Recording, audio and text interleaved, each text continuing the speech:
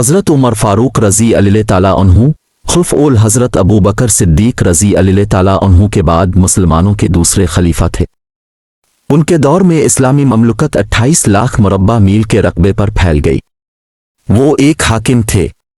वो एक मर्तबा वो मस्जिद में मिंबर रसूल पर खड़े खुतबा दे रहे थे कि एक गरीब शख्स खड़ा हो गया और कहा कि उमर, हम तेरा खुतबा इस वक्त तक हैं सुनेंगे जब तक ये ना बताओगे कि ये जो तुमने कपड़ा पहना हुआ है वो ज्यादा है, जबकि बैत अलमाल से जो कपड़ा मिला था वो इससे बहुत कम था। तो उमर फारूक रजी अल्लाह ताला अन्हु ने कहा कि मजमा में मेरा बेटा अब्दुल्ला मौजूद है। अब्दुल्ले बिन उमर खड़े हो गए। उमर फारूक रजी अल्लाह ताला अन्हु ने कहा कि बेटा बताओ कि तेरा बाप ये कपड़ा कहाँ से लाया है, वरना किस्म है इस जात की जिस के कब्जा में मेरी जान है, मैं क़ियामत तक इस मिंबर पर नहीं चढ़ूंगा। हज़रत अब्दुल्ला रजी अल्लाह ताला अन्हु ने बताया कि बाबा को जो कपड़ा मिला था वो बहुत ही कम था, इससे उनका पूरा कपड़ा नहीं बन सकता था और उनके पास जो पहनने के लिबास था वो बहुत खस्ता हाल हो चुका था। इसलिए मैंने अपना कपड़ा अलिफ कपड़ा अपने वालिद को दे दिया।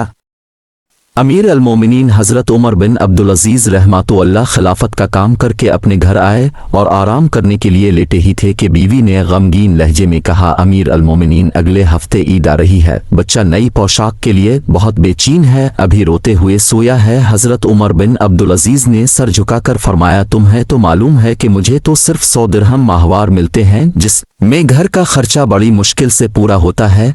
बीवी, वो तो मैं जन्नती हूँ, अब बैत अलमाल से कर्ज ले ले। हज़रत उमर बिन अब्दुल अजीज़ ने फरमाया, बैत अलमाल तो सिर्फ गरीबों यतीमों फ़कीरों का हक है, मैं तो सिर्फ इसका अमीन हूँ। बीवी बोली, बेशक मेरे सरताज, अब की बात सच है, मगर बच्चा तो नासमझ है, इसके आंसू नहीं देखे जाते। हज़रत इब्न अब्दुल अजीज़ बोले, अगर तुम्हारे पास कोई चीज़ है इसे फ़रोख्त कर दो, बच्चे की खुशी पूरी हो जाएगी।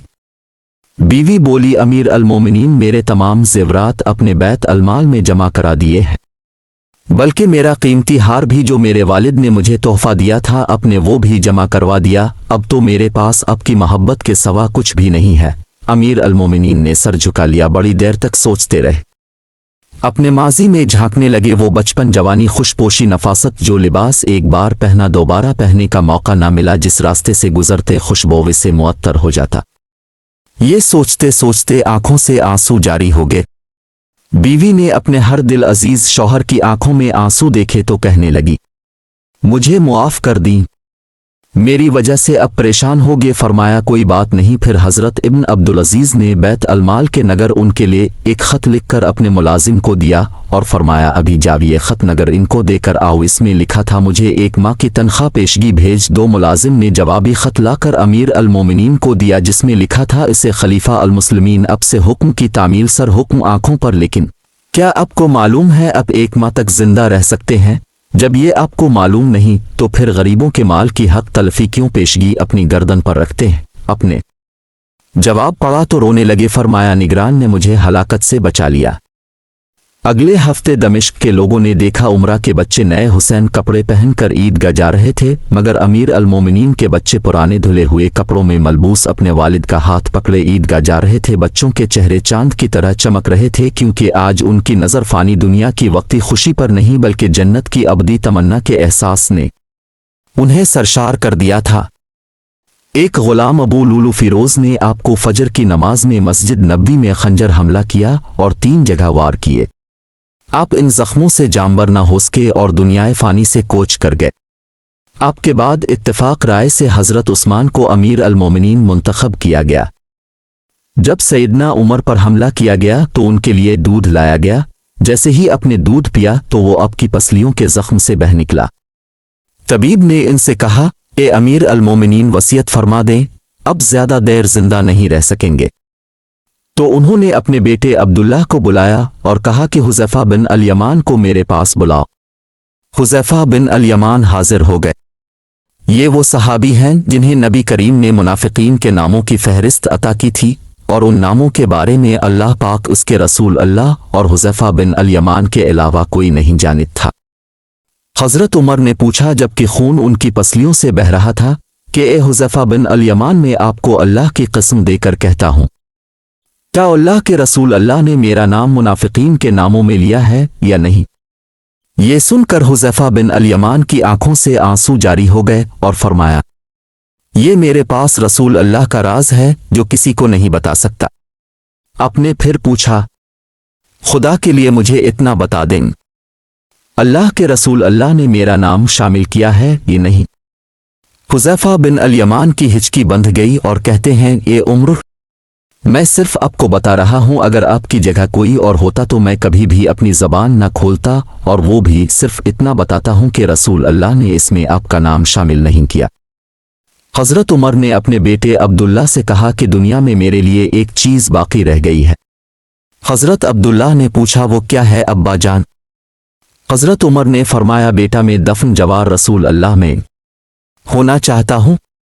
लाजा उम्मुल मोमिनीन हज़रत आयशा के पास जाओ, उनसे ये मत कहना कि अमीर अल मोमिनीन उमर, बल्कि कहना कि क्या आप उमर को अपने साथियों के कदमों में दफन होने की इजाज़त देती हैं, क्योंकि आप इस घर की मालिकन है।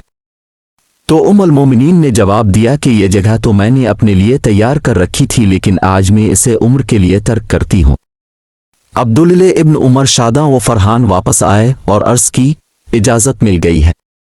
अब्दुल्ला इब्न उमर ने देखा कि हज़रत उमर का रुखसार मिट्टी पर पड़ा है, तो उन्होंने आपका चेहरा उठाकर अपनी गोद में ले लिया। हज़रत उमर ने अपने बेटे की तरफ देखा और फरमाया कि क्यों तुम मेरा चेहरा मिट्टी से बचाना चाहते हो? अब्दुल्ला इब्न उमर ने कहा, अब्बा जान, लेकिन हज़रत उमर ने बात काटने हुए फरमाया कि अपने बाप का चेहरा मिट्टी से लगने दो, बर्बादी है उम्र के लिए अगर कल अल्लाह पाक ने उसे ना बख्शा। हज़रत उमर अपने बेटे को ये वसीयत फरमाकर मौत की आगोश में चले गए।